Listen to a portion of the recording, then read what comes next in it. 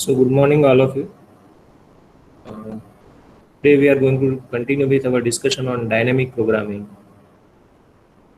Now, as we have discussed that there are basically two approach to solve any problem. When you have a problem of the nature of iterative, that means either you can go by top-down approach or can go by the bottom-up approach. And as we have discussed that bottom-up approach is more cost efficient compared to the top down approach, and dynamic programming mostly prefers the bottom up approach. We have also discussed that top down approach can also be used in dynamic programming, but in order to that, the space complexity of an algorithm will increase by a little bit, but at the same time you will have the time complexity which is of the same nature of bottom up approach. But still, most of the pure dynamic programming algorithms are mainly based on bottom up approach. Now we have discussed that there are 7 different problem statement which will be discussed in this topic. First one of them is binomial coefficient problem. Now, as we know that binomial coefficient means it's a mathematical formula which is denoted by C and K. So it can be denoted in two ways. Either you can denote it by this, or we can also write something like this. So it is the number of subset of K elements from n element set. That is what the mathematics behind it. So our problem statement or our algorithm is not to solve this formula. Our algorithm is to find out the coefficient of it. These are the properties of binomial coefficient. So there are some rules involved with coefficient. What are that rules? First rule is that k value is 0. Then for any value of n, c and j is always going to be 1. Similarly, if your k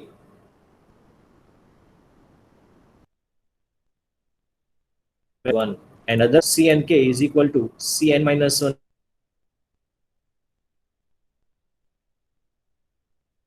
1. There are rules with binomial coefficient, and we want to write down the algorithm for it. There are two ways again we can say. One is top down approach, that means you go for the recursive one. So what we will be doing is simply you just observe this equation. What it says, if you want to find out c and k, then you require values of cn minus 1 k minus 1 and cn minus 1 k. So you can simply call a recursive function.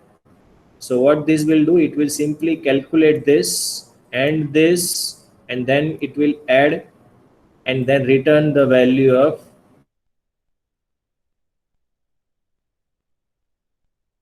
this recursive binomial. What it does is simply convert the value of n minus 1 k, and then it adds it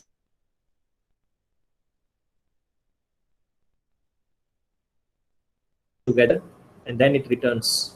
Obviously,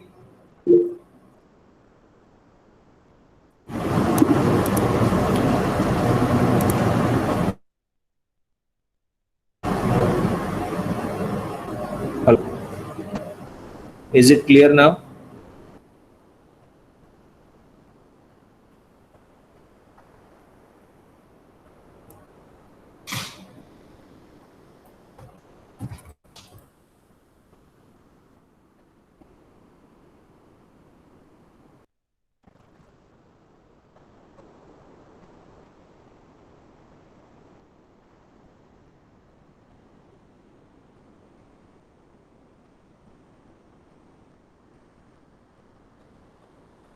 Okay.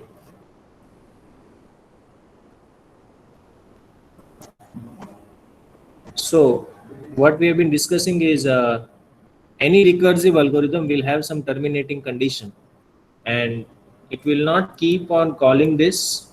You must have some terminating condition when this recursion will stop. And if you observe this equation, these are the terminating condition.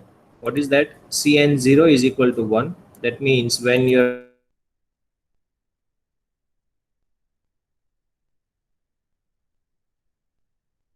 something like k is equal to n, again you are returning some constant. So you just conditions over here. What we are doing, if your k value is 0 or if your k value is n, then you simply return 1. Otherwise you return this. So this is a recursive solution for a binomial, calculating coefficients of binomial formula. Again, sounds very simple, but the time complexity will be exponential. So this is not a dynamic programming solution. What is dynamic programming solution? You go in this way. That means you first compute this, and then you build these values. So you solve the equations in bottom up direction. So let's say we build a table, right? In table in which you have n rows and k columns. More thing which is to be noted, that value of n can be always greater than or equal to k. So your rows will be always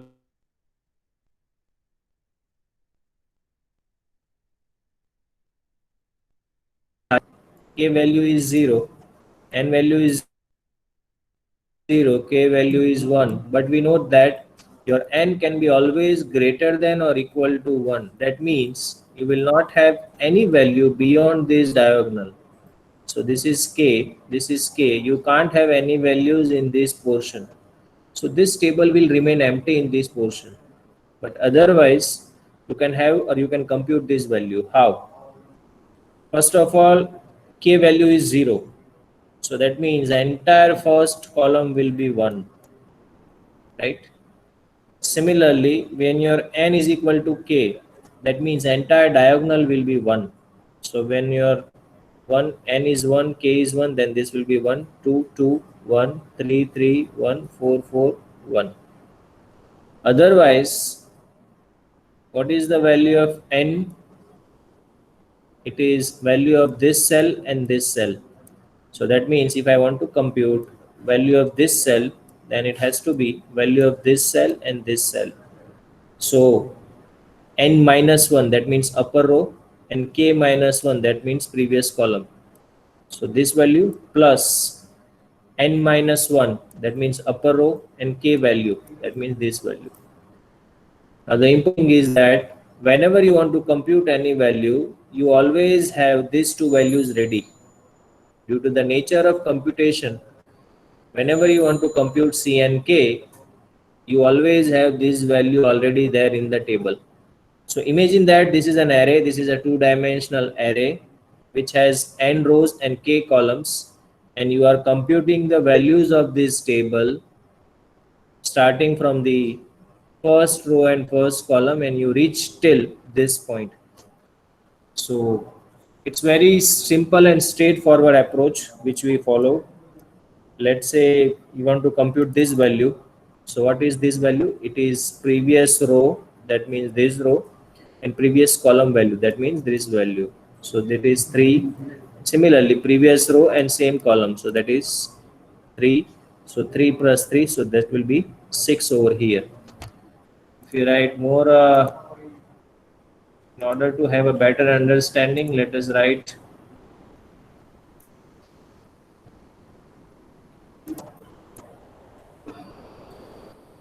or let us build the table itself over here.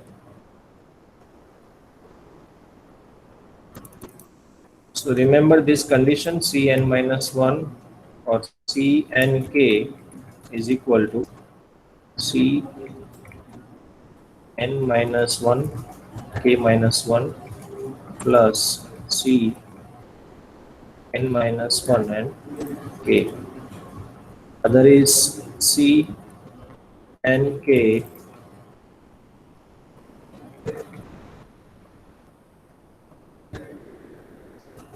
is equal to 1 if your n is equal to k. Similarly, C and K is equal to 1 if K is equal to 0. Otherwise, this will be the case. So these are the formulas for binomial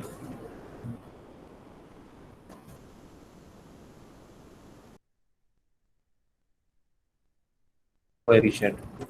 Remember this.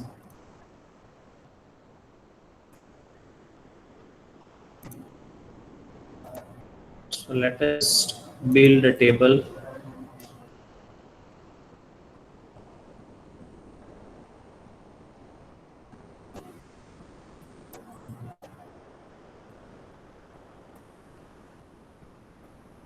So as I told you, that table will have n number of rows. So let us say you have,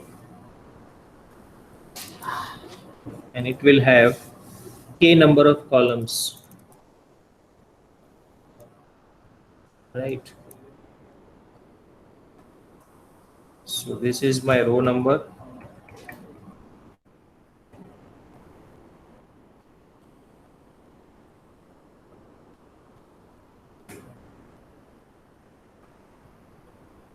I need one more row to just mention the column number. So this is my column number. Now at any point of time, if I want to compute this value, I require previous two value. That means upper row and previous column. But this is the first value which I am computing. So basically this condition will get applied over here. What is that condition? C and K is equal to 1 when your K is equal to 0. Obviously this is my K value. K equal to 0, K 1, 2, 3, right? So when your K is equal to 0, this value is 1, right? There will not be any need of this value because the other condition says that your value of n has to be always greater than or equal to k. Here value of n is 0, value of k is 1, so there will not be any value inside this cell, right? So then I will compute the value for the next cell or next row. Again my k is 0, so this will be 1, and I increment. Now second case will apply, k is equal to n. So when your n is equal to k, value is again 1. So this will be 1. When it comes here, then it's a false condition. Condition should say that value of n should be always greater than equal to k. So again, these values are not going to be computed, right? When I compute the third one, again k is 0, so 1. When it comes here, for computing the value of this cell, none of the previous two conditions applied. That means my k is not 0 and my n is not equal to k. So that's why you will have the third condition. What is that third condition? C and k is equal to C n minus 1, k minus 1. N is equal to 2. N minus 1 means 1. And k minus 1. K minus 1 means 0. So if I want to compute this value, I require this value. That means previous row, previous column, and this value. And I will simply add these two numbers. So that will give me 2. We'll go further. N is 2, k is 2. So this will be 1. And this will be dash. Similarly, this will be always 1, right? Again, your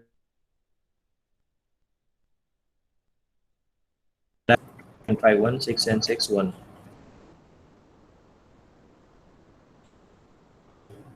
right? No value beyond this.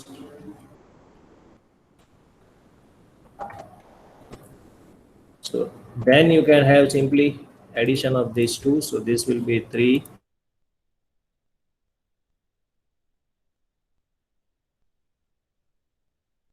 So, so this will be 4.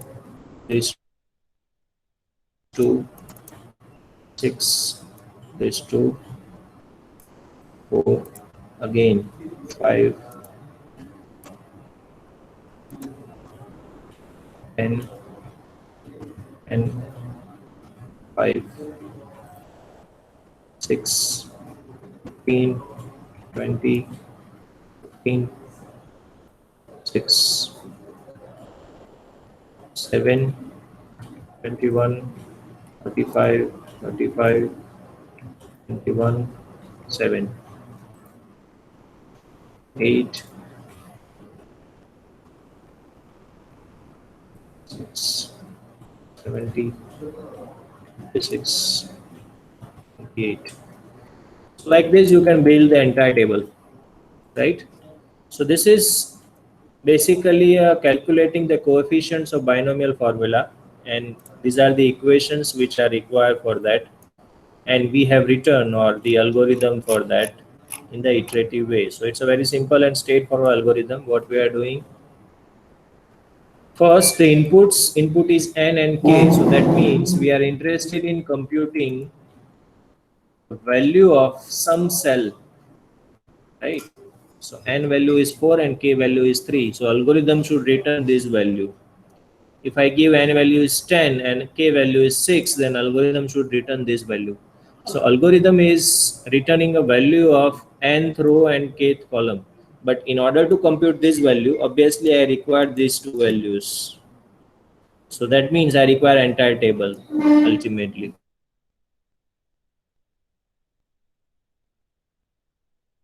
We are doing for I equal to 0 to n 0. Then for j equal to 0 to minimum of I and k. Why minimum?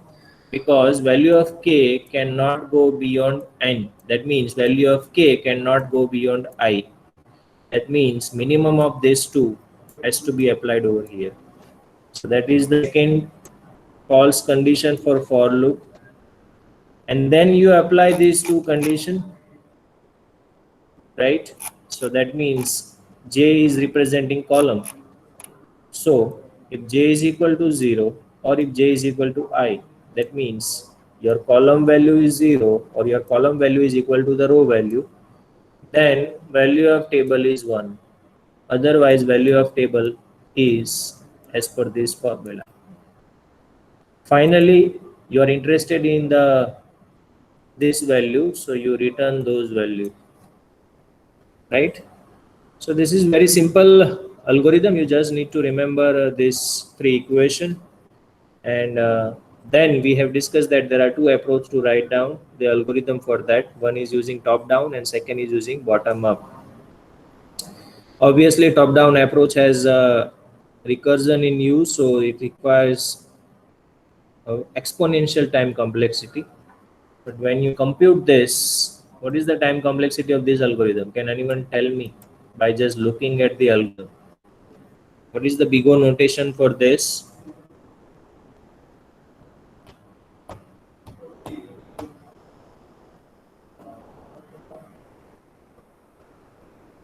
Yes, anyone? I'm just giving you a hint. There is a nested for loop of level 1.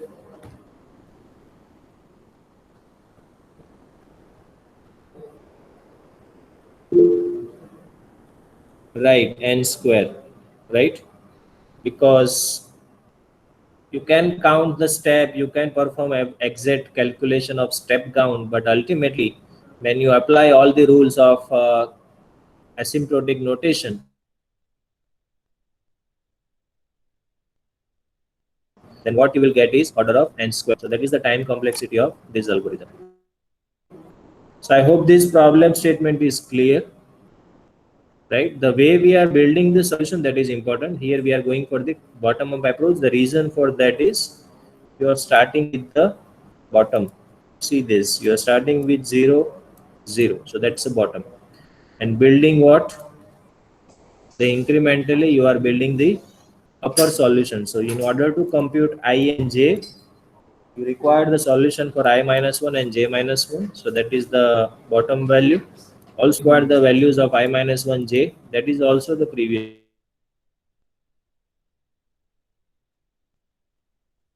a of n k. Any doubt? Or else I move to the next problem statement. Fine. So that was about binomial coefficient.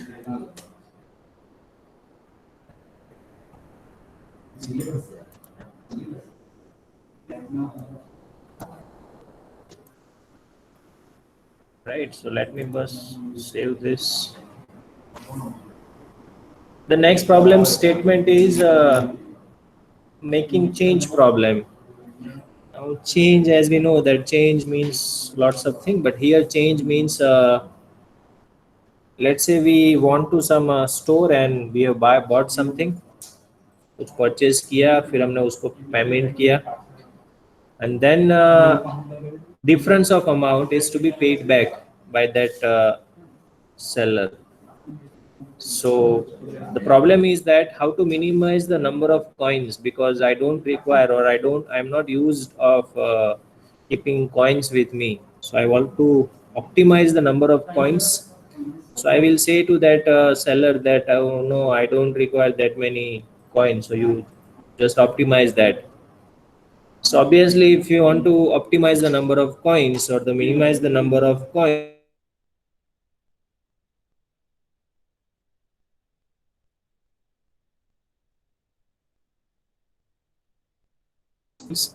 the value paying a given amount to a customer using the smallest possible number of coins. So you want to minimize what? Number of coins. Example, if you want to, let us say, back 7 rupees, and then you have three denominations available: 1 rupee coin, 2 rupee coin, and 5 rupee coin.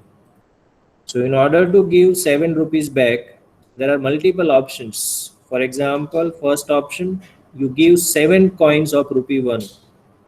There is number of coins is 7. Other option, you give 5 coins of rupee 1 and 1 coins of rupee 2. So that means 6 number of coins. Like this, you can have any number of coins, or there are multiple solutions. All solutions are there, but what we are interested is in minimizing the number of coins. The minimum coins we have to give back. If this is my problem statement, I want to give back 7 rupees. There are three denominations, 5, 2, and 1. And what is the number of coins which is required minimum?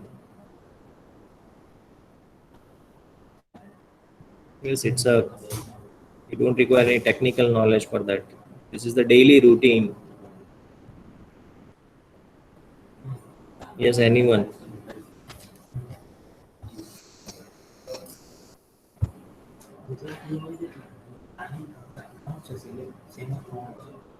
No one.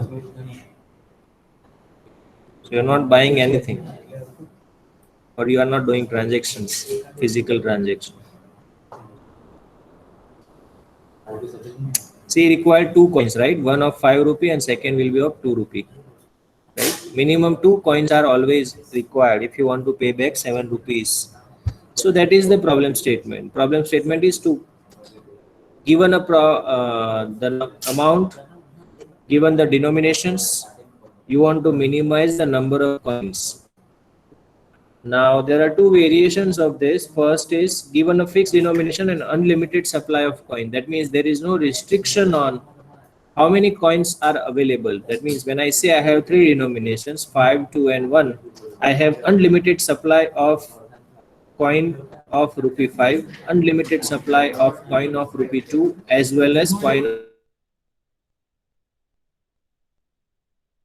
So that's the first version. Second version is given a series of denominations but limited supply of coin. That means instead of unlimited supply, now I have a limited supply. Limited means that with every denominations you have number of coins available. That's the other figure available with you. That means within your counter you have 10 coins of rupee 1, you have 5 coins of rupee 2, and you have 1 coin of rupee 5. So that is the limitations, another limitation. So depending on this, and these are the two different problem statement, and different problem statement has different solutions as well. Our case is the first one, that is denomination is given and we have unlimited supply of coin. That means there is no restrictions on how many coins are available for that particular denomination. Obviously this is an optimization problem, so we have two approaches to solve that. First one is greedy and second is dynamic programming. Greedy solution says that obviously if you want to minimize the number of coins, you start with the highest denomination. So you first give the highest denomination coin. You keep on giving them the highest denomination till your amount is made. But at a time when you reach at a point that you can't give that coin, for example, let us say you want to give back 8 rupees and you have denominations as 5, 2 and 1. So obviously you can't give two 5 rupee coin because that will make it 10. So you have to stop by giving one 5 rupee coin, and then you will go for the next highest denomination. Next highest is 2. So you will give one more 2 rupee coin, that will make it 7. So 5 plus 2, 7. Again you will go for the highest denomination, but highest is 2 and you can't give 2 because 7 plus 2 will make it 9. You are interested in giving back 8 only. So you have to go for the next denomination. So next is 1. So you will give a coin of rupee 1. So you will always start with the highest denomination till you can give the highest denomination coin. You will keep on doing. When you can't do it, you go for the next highest. That means you can sort the coins in order of denomination. You start with the highest one and you can this approach. So that's the greedy approach. It works but not always. Let's consider this case, right? This is the solution, the greedy solution. You have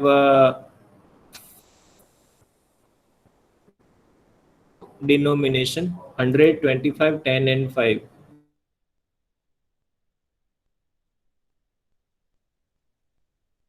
The variable which current amount is being assigned. Now what you will do, while your current amount does not becomes n is what?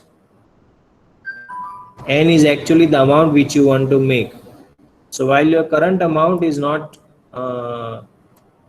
equal to the required amount, you will find out the largest item in the set. So let's say 5, 2 and 1. So here there is 100, 25, 10 and 5. So obviously the largest is 100. But when you pick that largest one, you have to apply this condition. What is that condition? The current amount plus that largest amount has to be less than what is the amount which is to be given. If that is not the case, then you will go for the second largest, third largest, last one. So like this, you will pick X. If you don't find any value of X which can be given, that means you don't have any solution.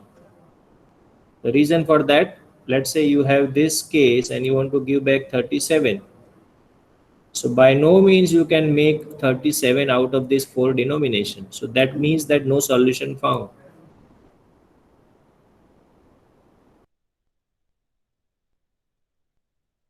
To the solution's total amount or the current amount by the denomination of that coin. So that will make it S equal to S plus X. Keep on repeating this till this is achieved, and then finally you return that set contains the coins which is being used to make amount N. This is the greedy solution. Why it is a greedy solution? Because you have a selection function over here, you are checking the feasibility over here, and by that means you are optimizing your solution, or you are trying to optimize the solution. but it does not works in some cases, and this is one case of that.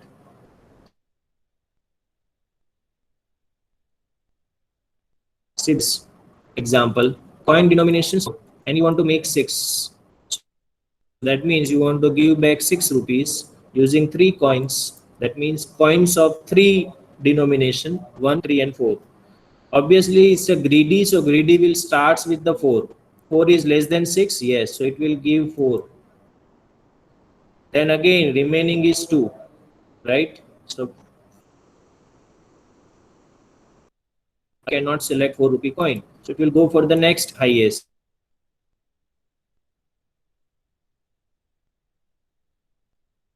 And the remaining amount, so it cannot select this 3. Again it goes for the next.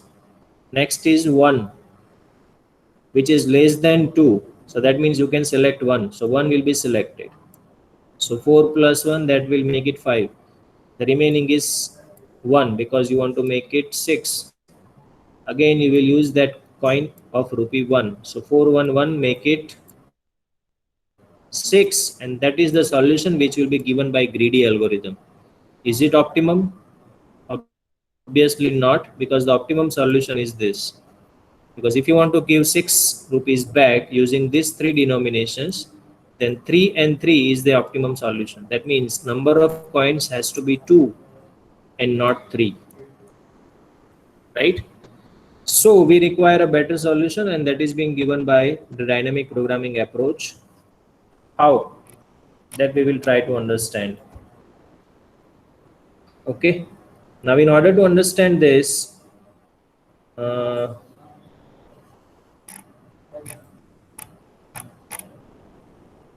we build a table, right? So let us discuss how that table will be built.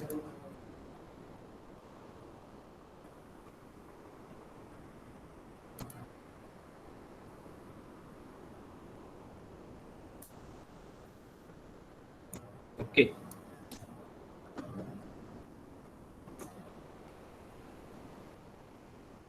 So now on this table, you have rows and columns, obviously. On the left side, that means on the rows part, you will select, or you will keep a track of amount, and column will keep a track of coin denomination,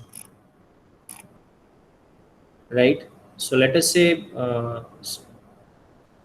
sorry, it's reverse, that on the rows part you will keep the track of coin denomination, and column will keep the track of the amount. So let us say you want to make, or you want to use 3 coins of denomination 1, 4 and 6. So let us change this table. So there are 3 coins.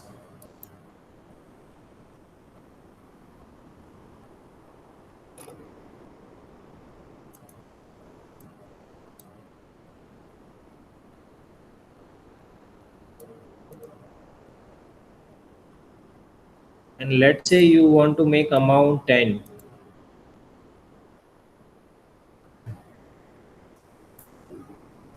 Right. So these are my coins. This represents my coins. What this table will say that initially you don't have any coin denomination available, and there are 3 denominations. So let's say on the second row you have 2 denomination available. On the third row you have 3 denomination, means all coins are available. Similarly, here let's say you want to make amount 10. So you will design a table in such a way that, let's say, on the first column you want to make amount 0, then 1, then 2, then 3, then 4, 5, 6, 7, 8, 9, 10, let's say it's 11 and 12. So let us say this is my case. Now what is my problem statement? Problem statement says that I have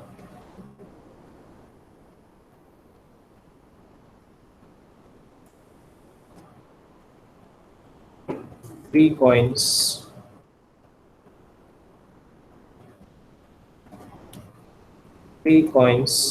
with denomination 1, 4 and 6, and the amount which I make is 12. So this is my problem statement. So for this problem statement, this is the table which is required to be built. Rows contains the value of coin denomination, or rows should represent the values of denomination, and column will represent the values of amount. So what this cell represents now, let's say if you want to put the values at this cell, what this cell value will contain? It will contain number of coins required to make amount 4, but the coins available are as per these rows. So that means if I want to put the value at this cell, number of coins which are required to make amount 4, and coin available is only one denomination, that is 1. Let's say this cell, number of coins which are required to make amount 9, and coin available are 1 and 4. This number of coins which are required to make amount 11, and coins available are these 3. Finally, my problem statement is you have 3 coins available, and amount which is to be made is 12. So that means I am interested in this value, the last value. That means the values of last row and last column, because that represents the amount which is to be made is 12, and the coins available are these 3, 1, 4 and 6. But in order to compute this value, we must have these values ready, right? There is an equation for that, but we need to understand that equation first. So that's why I'm just solving this problem first, and then you will able to devise the equation out of it, right? When you don't have any coins, right? You don't have any coins available, so that means you can't make any amount. So that's pretty simple, and that is the base condition. Another base condition is that when you have a amount as 0, then no matter how many coins available, you don't require any coin. That's why number of coins will be 0. So these are the two base condition, which I think this condition is not that much required. That means this one, but this condition is more important. Why? Let's say now I want to use the coin denomination as 1. So that means I want to put the value over here. So this is also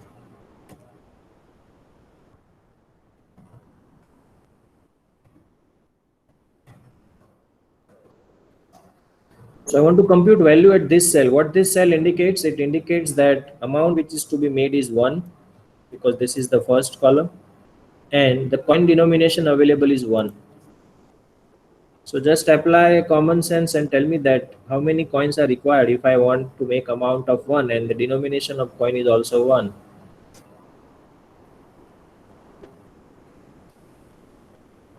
Yes, anyone?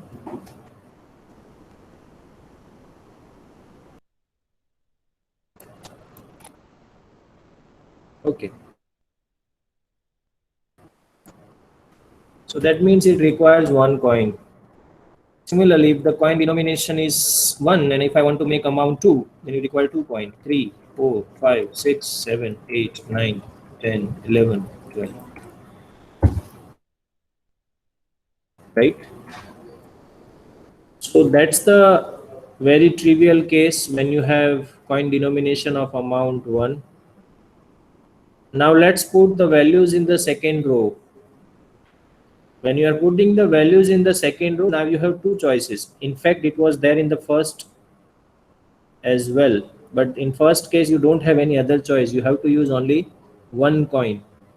Now you have two choices. Either you will use the coin which was just being introduced, that means the coin 4, or you will not use it.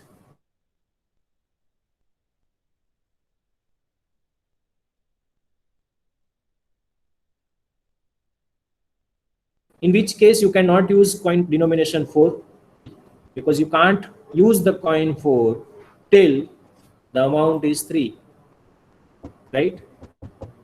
So now, till the amount of value is 3, you have to simply consider that I'm not going to use this newly introduced coin. So that means I have to simply consider the upper values. That means even though it was there, the 4 rupee coin in this row, but I cannot use it because my amount is less than the coin denomination. So if my coin denomination is 4, that means I cannot use that coin till the amount is 4. Right? That means I have to simply copy this value, because even though 4 is there, but I cannot use it, so I have to use the 1, and I know the value of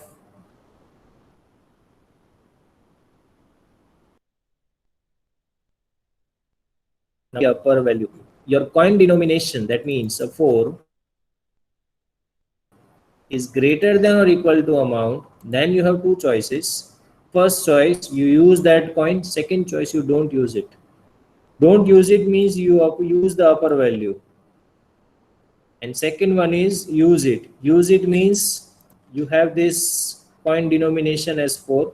So if you use that 4, then you require one coin. Right? Similarly, if you want to put the values at this, you have two choices. One choice, you don't use it, so that means the value is 5.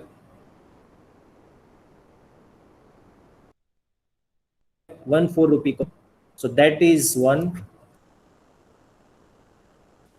plus, what is the amount? 5. What you are using? Amount 4. So 5 minus 4 is 1. So what is the remaining one? 1. So what is the value at that point? 1. So that means you require 1 plus 1 coin. That means you require 2 coins. You need to follow me actually, because we are building an equation and not just giving you an equation.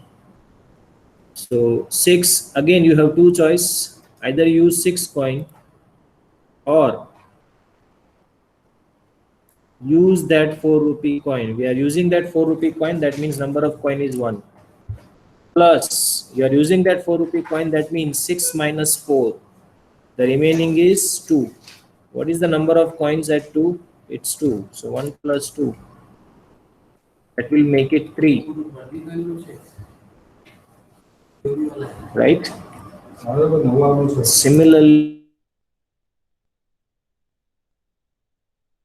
that is 3, 3, that is 4. To understand this, 7 amount means 1 4 rupee coin plus 3 1 rupee coin. So that require 4 coins. Here, 8. Again, you are using that coin plus 8 minus 4. This is 1. 1 plus 1. That makes it 2. What this indicates? It indicates that you are using 2 4 rupee coin to make it 8. Similarly, this will make it 3, 4, 5. But here you will make it 3, because 12 minus 8, 4, 2 plus 1, that is 3. Right?